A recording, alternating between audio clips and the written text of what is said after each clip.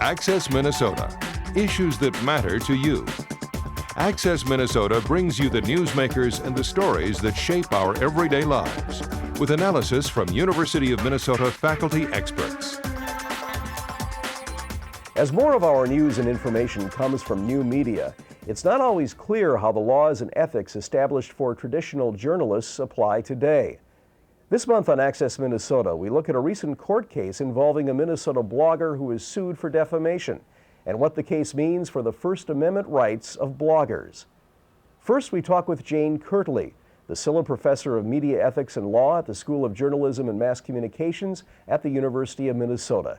She talks about the shifting gray areas in media law here in the U.S. and abroad. Jane Kirtley is the Silha Professor of Media Ethics and Law at the University of Minnesota School of Journalism and Mass Communications. Her new book, Media Law Handbook, was commissioned by the U.S. State Department. Professor Kirtley, welcome to Access Minnesota. Thanks so much. First of all, please explain what the handbook is and tell us more about the role of the State Department in the production of the handbook. Well, the State Department has produced a series of handbooks over the years on a variety of topics. There was one that they did a couple of years ago on investigative journalism that was produced by an academic at the University of Maryland.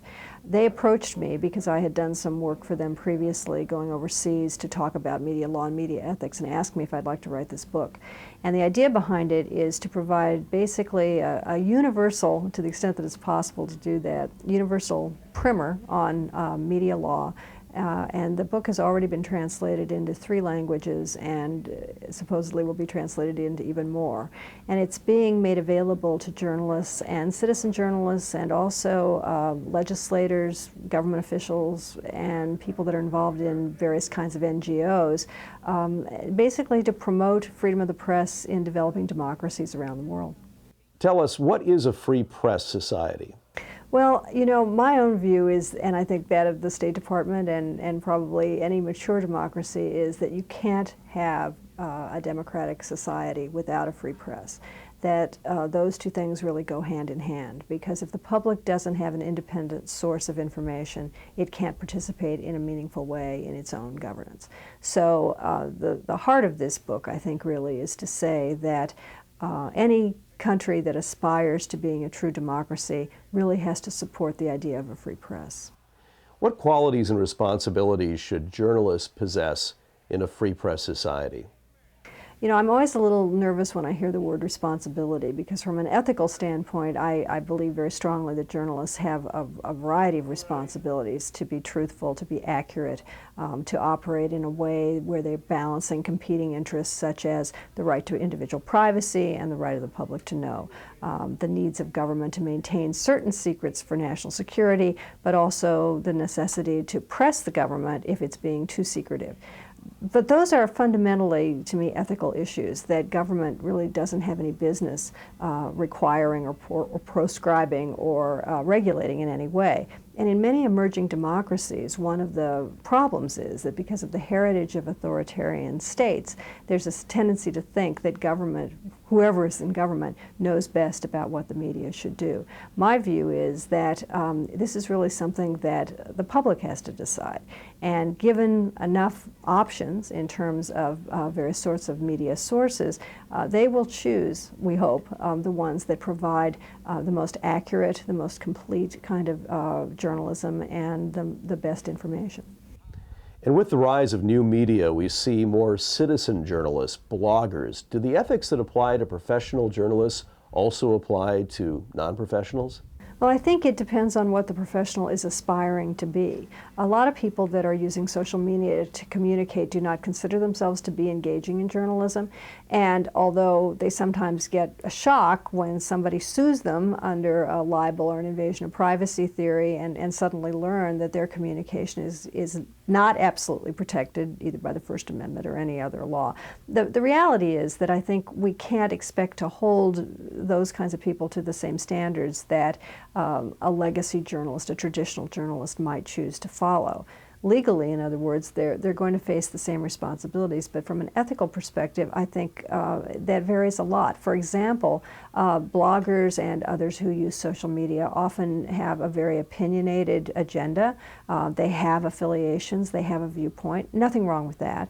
But the tradition in the United States, of course, is that at least in the news side of traditional media organizations, we strive to be, if not objective, at least independent in analyzing and reporting situations. And again, many citizens journalists actually think that part of their role is to pursue and advance a particular agenda. So it's a different approach, and I think there's a place for all of it.